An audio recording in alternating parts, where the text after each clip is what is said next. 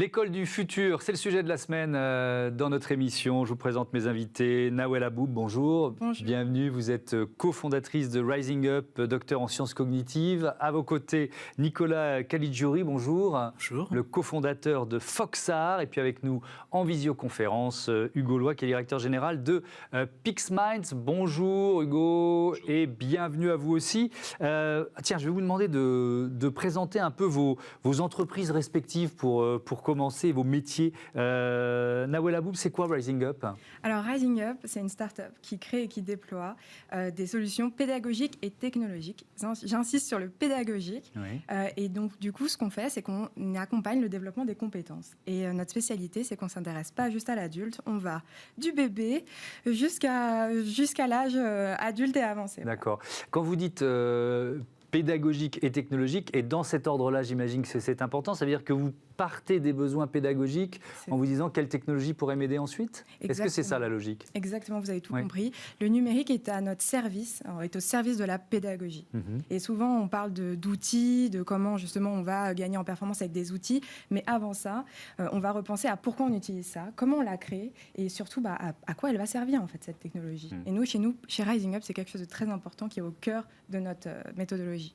Nicolas Caligiuri, à vous, Foxar. C'est quoi Foxar, c'est une application pour smartphone et tablette où ce sont des nouvelles formes d'illustration pour comprendre les notions abstraites du programme scolaire, donc pour les enseignants, pour les élèves, mais aussi pour les parents, pour mieux expliquer et surtout mieux comprendre tout en visualisant grâce à une nouvelle technologie qui est la réalité augmentée. La réalité augmentée, c'est-à-dire qu'un schéma qui était en une seule dimension, d'un seul coup, il s'anime et il prend toutes les dimensions, c'est ça ? Alors exactement, on va s'affranchir des limites des supports classiques comme les images ou même les écrans pour pouvoir disposer des objets 3D en mouvement qui vont être comme s'ils étaient vraiment en face de soi. On peut les manipuler, on peut interagir avec.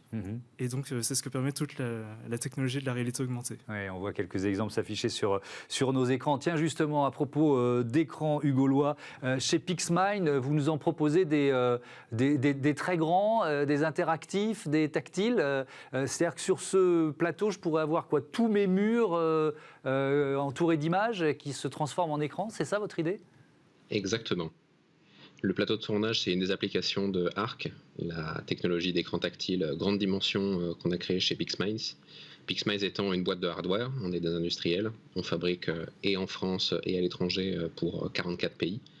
Et donc une des technologies qu'on a développées et qu'on fabrique en interne à PixMinds, c'est Arc, l'écran tactile géant, qu'on utilise pour des applications d'entertainment, d'éducation, que ce soit collaboratif, gamifié, etc., mais aussi pour du plateau de tournage. Alors bon, nous là, on va vraiment se concentrer, puisque c'est le thème de notre débat, sur l'aspect éducatif. Comment ça marche ? Tout simplement, c'est un système d'écran tactile. C'est quoi la technologie qu'il y a derrière ces murs interactifs ? Oui. Donc, ces murs interactifs, en fait, sont dans la gamme des technologies de projection ou de rétroprojection, comme on peut en voir parfois lors de certains événements. La grande particularité étant que les images de Arc sont rétroprojetées, tout se passe à l'intérieur de l'écran au lieu de l'extérieur, ce qui fait que les utilisateurs, on peut le voir derrière, ne projettent pas d'ombre sur l'image.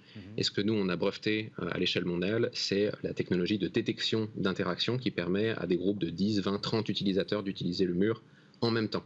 Notamment ce qui permet des applications d'apprentissage pédagogique en groupe, ce qui stimule l'interaction et augmente le temps d'attention des élèves. Est-ce que c'est déjà utilisé ? Je crois que oui, mais par quels étudiants ?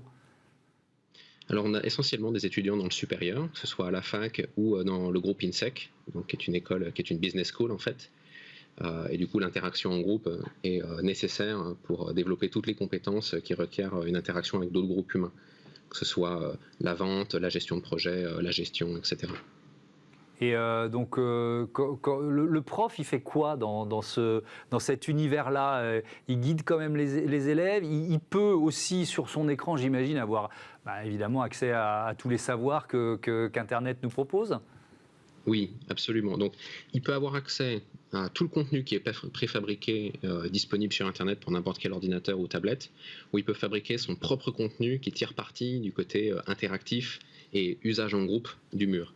Donc en fait, il va avoir des parties de son cours qui sont classiques, comme les cours magistraux, où il est seul devant le mur. Alors son cours va évidemment être plus dynamique parce qu'il va pouvoir se déplacer dans le contenu, il y a un sentiment d'immersion. Le contenu du mur pouvant aussi être transmis à distance aux élèves qui notamment sont chez eux. Donc c'est un cours purement magistral. Et en fait, il va pouvoir malayer la structure sociale de la classe, parce qu'il va pouvoir inviter les élèves à se lever et aller au tableau. Cette fois-ci, pas pour résoudre seul un exercice ou donner la réponse que eux ont trouvé à un exercice, mais bien interagir en groupe, donc par groupe de 2, de 3, de 4, en équipe, en versus, ce qui permet de mettre immédiatement en pratique ce que le prof vient de donner en cours magistral. Et en faisant plusieurs sessions comme ça, on obtient des périodes de cours d'1 heure qui sont coupées en plusieurs morceaux, ce qui renouvelle l'attention des élèves. Alors ça, c'est une dimension importante, Nawel Aboub, parce que c'est vrai qu'on se demande toujours quelle est la durée d'attention optimale pour un élève ou pour un citoyen, quel que soit son âge d'ailleurs. Il faut structurer ses cours en fonction de cette durée d'attention. En fait, vous avez très bien résumé. L'attention, on ne doit plus la penser comme un bouton on-off. L'attention, c'est quelque chose justement qui va être dépendante de plein de facteurs.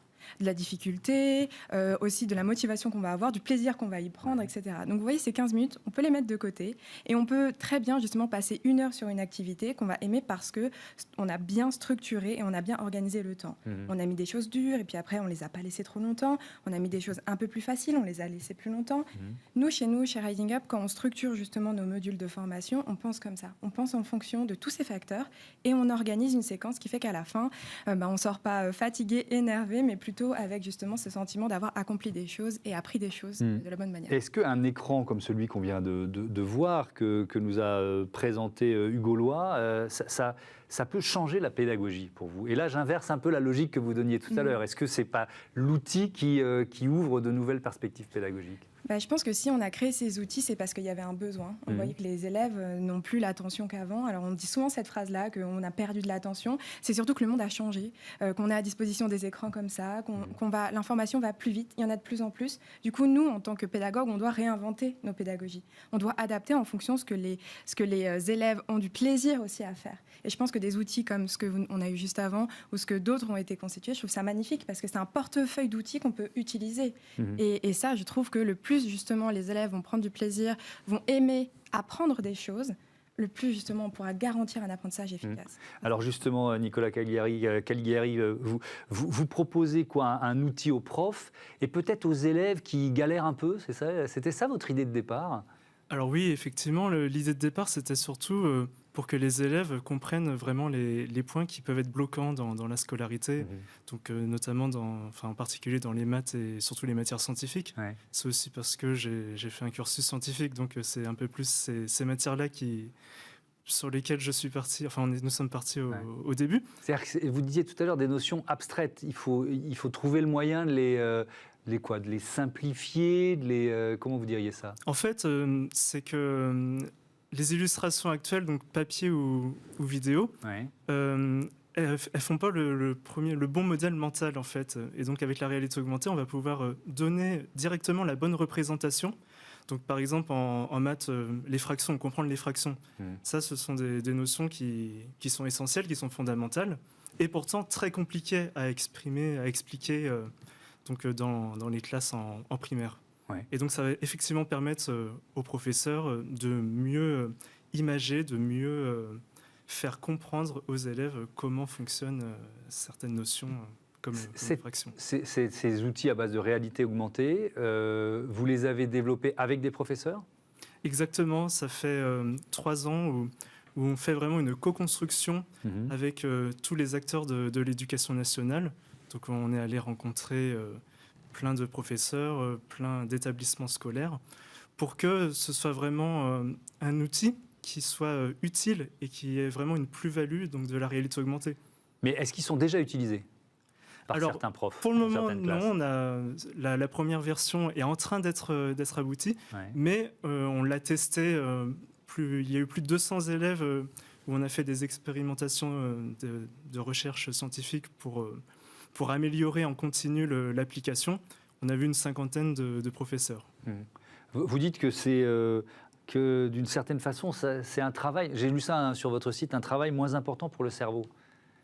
Alors, moi, ça m'a un peu fatigué, hein, je vais être honnête avec vous, parce que je ne sais pas si c'est forcément une bonne nouvelle, ça. Alors, effectivement, c'est un travail moins important pour le cerveau, dans la façon où, quand on a une leçon sur papier, Oui. souvent, parfois la photocopie n'est pas très bonne, donc l'image est parfois en noir et blanc, parfois elle est pixelisée. Et donc, il faut déjà, en temps normal, comprendre ce que l'image veut dire, ce que le texte explicatif ensuite à côté veut dire. Construire sa représentation, voilà, c'est exactement. ça. Ouais. Et finalement, ça prend du temps. Et finalement, c'est du temps parasite qui n'est pas utilisé pour comprendre directement la notion et ensuite aller au-delà. Avec la réalité augmentée, on peut tout de suite apporter donc une bonne représentation pour ensuite construire beaucoup plus une fois qu'on a compris. Hugo Loy, je reviens vers vous. Je ne sais pas si vous connaissiez l'initiative et les produits de Foxart, mais on peut tout à fait, peut-être qu'il y en a déjà d'ailleurs, hein, imaginer cette réalité augmentée dans vos écrans ARC. Absolument. En fait, on a déjà un certain nombre d'expériences, alors qu'ils ne sont pas en production, mais qui sont en cours d'expérimentation, notamment par le labo l'IRIS à Lyon, qui est un labo INSA avec Jean-Charles Marty, qui est un ponte de la pédagogie, et notamment collaborative. Et oui, les interactions entre les différents nouveaux outils qu'on a à notre disposition, ça peut faire un vrai bon orchestre. Et alors, même pas forcément qui va donner moins de travail au cerveau, mais là où je rejoins Nicolas, c'est que le cerveau, on n'a pas l'impression, après la séance, d'avoir vraiment travaillé. On a tous ces moments, ces souvenirs, soit de l'école, soit de certains voyages, soit de premières expériences professionnelles, là où on a vraiment le plus appris très fort au contact des bonnes personnes, avec les bonnes interactions. Et quand on se souvient de ça, en général, ce sont de très bons souvenirs. On n'a pas l'impression d'avoir travaillé. Et c'est vraiment ça l'objectif, en immergeant les élèves dans le contenu, en les faisant interagir entre eux et en structurant le temps de la bonne façon.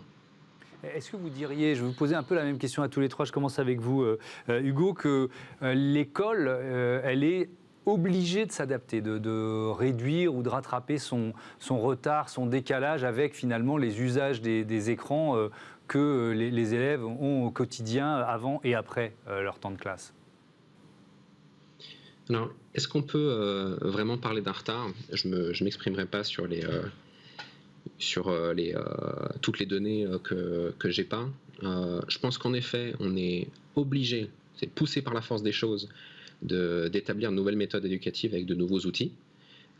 Et c'est vraiment très très libre, il faut plutôt s'adapter aux nouvelles générations d'étudiants plutôt que de se forcer à utiliser certains outils. Encore une fois, comme vous l'aviez dit, madame, c'est on a le choix des équipements de plus en plus avec toutes les startups qui naissent dans ce domaine-là. Par contre, la réalité, c'est qu'on a un vrai terrain, on a une vraie ressource à exploiter. On a une nouvelle génération qui n'est pas que scotchée aux écrans, qui a également des capacités de réactivité, d'adaptation au monde dans lequel on vit, qui sont énormes. Et on a quelque chose à faire de très très bien sur les 10-20 prochaines années. Alors, je vous pose la même question. Est-ce que l'école est finalement obligée de s'adapter? Moi, je dis rattraper son retard, mais c'est vrai aussi parfois pour le monde de l'entreprise. Ouais. On utilise des outils informatiques ultra performants, et puis si on arrive au bureau et qu'on a un vieil ordi qui rame, ça ne va pas, quoi. Vous voyez ce que je veux dire? Bien Donc, c'est une obligation. C'est ça, mais c'est pour ça que l'école, maintenant, peut-être qu'on peut même enlever cette idée du scolaire, que c'est entre 3 ans et 16-18 ans. Peut-être que l'école, en fait, elle va changer parce que maintenant, on a besoin d'apprendre tous les jours. Nos métiers se réinventent. On ne va plus faire les mêmes métiers à 20 ans qu'à 40 ans. Du coup, déjà, cette notion-là, on va essayer aussi elle va changer dans les années qui viennent. Oui, vous êtes optimiste, hein, parce que l'éducation nationale, je vais reprendre les mots d'un ancien ministre bien connu, Monsieur Allègre, c'est un mammouth qui est difficile à bouger, quoi, vous voyez? Bien sûr, mais c'est pour ça qu'on travaille tous sur ces notions-là. Mais j'aimerais quand même relever cette idée de l'outil. L'outil, c'est une chose, mais ce qui est important, c'est le contenu. Là, on est sur des contenus scolaires, certes, mais peut-être que justement, actuellement, on a des machines de plus en plus puissantes. Ça automatise plein de choses. Peut-être qu'on devrait aussi maintenant penser hard skills, c'est-à-dire la lecture, les mathématiques, ce dont on a besoin, mais aussi ces fameuses soft skills, ces compétences qui sont transversales, dont on a besoin pour s'adapter, justement. Cette capacité qu'on a à prendre des décisions, à justement avoir un esprit critique, toutes ces choses dont on a besoin, que ce soit à l'école, que ce soit après à l'université, que ce soit justement dans des entreprises ou dans des associations. On a besoin de ces compétences et elles ne sont pas assez mises en avant. Moi, mon travail et ma mission actuellement, maintenant que j'ai fini la fac et que j'ai fini les bancs de l'école, c'est justement de me dire, après toutes ces années de recherche, il faut aussi qu'on se positionne et qu'on change ces choses-là. Ouais. Vous êtes docteur en sciences cognitives. Est-ce que notre cerveau, il est effectivement en train de changer? C'est ça qui est incroyable. Avec les écrans. Est-ce que c'est une réalité, ça? C'est une réalité, parce que tout simplement, notre cerveau, il a cette capacité incroyable à se façonner en fonction du monde qui l'entoure. Et ça, c'est notre force. Et souvent, on l'oublie, on pense qu'il est paresseux, on pense que justement, vous savez, il est un peu lent, alors que par ailleurs, il ne l'est pas du tout. C'est juste qu'on n'arrive pas très bien. Quand on ne sait pas très bien identifier ses compétences, on ne sait pas très bien les mettre en avant et les mobiliser. Moi, mon travail maintenant, c'est de justement vulgariser tout ça et d'essayer de mettre des vraies notions à des compétences qui sont très importantes et qui sont au cœur de l'école, mais pas que, aussi dans le supérieur et aussi dans les entreprises. Oui, mais quand même, on fait moins travailler notre mémoire. Parce qu'on a un accès ultra rapide à la connaissance. Donc pourquoi s'embêter à chercher le nom, la date, etc., alors qu'elle est disponible en un clic. Donc c'est quand même une mutation majeure, ça. Mais c'est ça qui est intéressant, c'est ça. Alors ça peut dégager du temps pour la créativité, pour faire d'autres choses. Hein, mais... Vous avez bien compris. En fait, notre cerveau, ce qu'il aime, c'est pas une machine à mémoriser, notre cerveau. Notre cerveau, c'est une machine à s'adapter et à trouver les chemins les plus efficaces pour retenir de l'information. Justement, ce qui a changé, c'est que vous n'êtes plus une bibliothèque. Et d'ailleurs, on n'a plus besoin que vous soyez une bibliothèque. Et à l'école, c'est ça qui doit changer. Et aussi dans nos universités. Ce qu'on a besoin, c'est des cerveaux qui savent réfléchir, qui savent raisonner. Et ça s'apprend, ça se mobilise, ça se développe tout au long de la vie. Et c'est justement des choses que nous mettons en place chez nous. Où on fait des programmes pour des étudiants sur le développement de leurs soft skills, de les mettre en avant, parce que demain, les recruteurs, ils vont plus vous recruter sur vos hard skills, mais sur vos soft skills. Et votre capacité à les identifier chez vous. Est-ce que des discours comme cela, Nicolas, vous les entendez avec vos interlocuteurs de l'Éducation nationale? Parce que vous nous disiez que vous travaillez avec eux pour la mise au point de votre réalité augmentée, de vos schémas en réalité augmentée. Alors oui, on entend effectivement ceci, parce qu'il y a une grande concurrence finalement entre d'un côté tous les contenus de divertissement, donc les réseaux sociaux, les plateformes de vidéos, et effectivement l'attention c'est compliqué de capter l'attention maintenant des élèves. Donc l'idée, oui, c'est de se servir des nouvelles technologies pour qu'ils soient tout aussi captivés par ce qu'ils apprennent, mais même pas forcément les nouvelles technologies, ça peut même être des nouvelles formes de travail en groupe, de nouvelles formes d'activité, mais qui soient très captivantes, enfin tout aussi captivantes que les... Mais vous y croyez que l'Éducation nationale a cette capacité à s'adapter, à intégrer justement toutes ces nouvelles technologies? Alors je pense que oui, parce que même déjà au niveau équipement, il y a beaucoup de tablettes, beaucoup d'ordinateurs. Et en fait, ce qui manque, c'est un peu qui fonctionne. Mais ce qui ne marche pas, c'est qu'il n'y a souvent pas trop de contenu. Et donc le contenu applicatif, donc c'est ça qui reste à développer. Et notamment faire des collaborations avec des startups, avec... Des instituts de recherche, pour vraiment qu'il y ait à la fois le matériel et le contenu dans les écoles. Quand vous avez imaginé ces schémas de réalité augmentée, vous nous l'avez dit, vous avez travaillé avec des professeurs. Est-ce que vous travaillez aussi avec des spécialistes des sciences cognitives, justement du fonctionnement du cerveau humain?